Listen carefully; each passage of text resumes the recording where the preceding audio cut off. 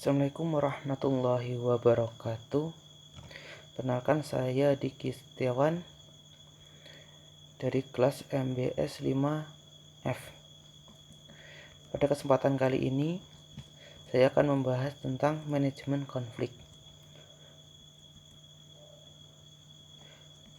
Konflik dalam sebuah bisnis memang sangat rawan, mengingat persaingan bisnis yang amatlah ketat menjadikan konflik tak dapat dihindari. Tetapi konflik dapat diatasi dengan baik jika ada yang mengatur, atau istilah lain ada manajemen yang mengatur. Dalam bisnis sering disebut dengan manajemen konflik.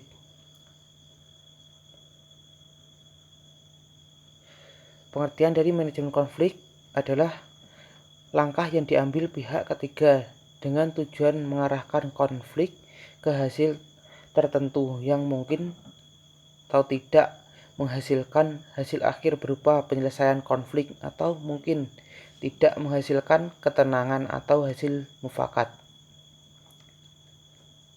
Sebelum mengetahui solusi dari manajemen konflik, terlebih dahulu kita harus mengetahui tipe dari manajemen konflik terlebih dahulu. Yang pertama, accommodating, atau merupakan usaha yang dilakukan dengan cara mengumpulkan berbagai pendapat pihak yang terlibat konflik. Nantinya akan digunakan untuk musyawarah atau menyelesaikan konflik tersebut, namun tetap mementingkan kepentingan dari salah satu pihak. Hal ini dapat merugikan salah satu pihak yang berkonflik. Yang selanjutnya, avoiding. Avoiding adalah sebuah upaya untuk menghindari sebuah konflik agar tidak terlibat di dalamnya. Hal ini menjadi cara yang efektif agar lingkungan terhindar dari konflik. Yang selanjutnya, compromising. Berbeda dari accommodating, cara ini lebih memperhatikan kepentingan bersama dengan mendengarkan pendapat dari semua pihak dan memutuskan jalan keluar dengan tetap mementingkan kepentingan bersama. Menjadi cara yang adil bagi semua pihak. Cara ini agak memberikan solusi bagi semua pihak. Ada 4 bentuk kompromi, yaitu separasi, atraksi, menyogok, dan mengambil keputusan secara kebetulan. Yang pertama, separasi. Separasi artinya pihak yang terlibat konflik dipisahkan untuk menyelesaikan konflik yang ada. Yang kedua, atrasi artinya pihak yang berkonflik setuju dengan keputusan yang diambil pihak ketiga atau penengah. Mengambil keputusan berdasarkan faktor kebetulan. Dengan cara ini bisa dilakukan dengan hal-hal yang sederhana, tapi tetap berpegang pada aturan yang berlaku.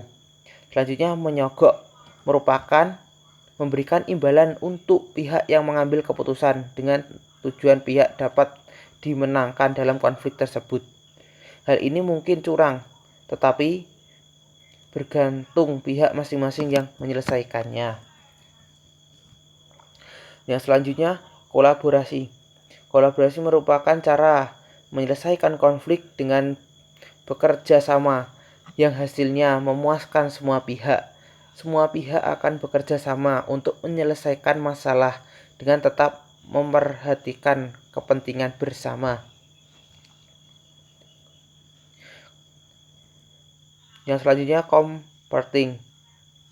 Comforting adalah cara yang digunakan dengan mengarahkan pihak yang terlibat konflik bersaing dan memenangkan kepentingan masing-masing pihak. Cara ini pastinya tidak akan memberikan solusi bagi kedua belah pihak, dan yang pasti ada kalah dan ada yang menang. Selanjutnya, conglomeration. Conglomeration merupakan kombinasi atau campuran menyelesaikan konflik dengan cara menggabungkan 5 tipe di atas, atau 5 tipe yang sudah saya jelaskan terlebih dahulu.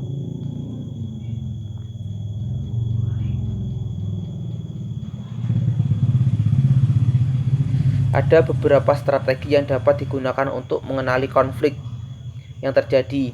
Yang pertama, pengenalan. Sebelum masuk lebih dalam ke konflik yang sedang terjadi, terlebih dahulu kita harus tahu akar atau awal mula konflik terjadi dan juga harus tahu keadaan sekitar ketika konflik belum dan sedang terjadi. Dengan melakukan ini, kita akan memperoleh informasi awal terjadinya konflik. Yang kedua, diagnosa. Jika sudah mendapatkan informasi yang ingin diperoleh, seperti siapa saja yang berkonflik, apa konflik, permasalahan awal mula yang terjadinya konflik, langkah selanjutnya adalah memikirkan solusi yang tepat untuk menyelesaikan konflik tersebut. Yang ketiga, menyepakati solusi. Jika sudah memikirkan solusi yang tepat, langkah berikutnya adalah menyepakati solusi yang dirasa paling tepat untuk mengakhiri konflik. Sebaiknya solusi yang digunakan tidak berat sebelah atau juga harus ada pihak penengah. Yang selanjutnya, pelaksanaan. Setelah solusi disepakati bersama, maka langkah selanjutnya adalah sebuah pihak harus melaksanakan serta menerima solusi yang telah disepakati. Yang selanjutnya, evaluasi. Setelah konflik selesai, lakukan evaluasi bersama-sama, musyawarahkan hal-hal yang biasa menghindari konflik lagi ke depannya.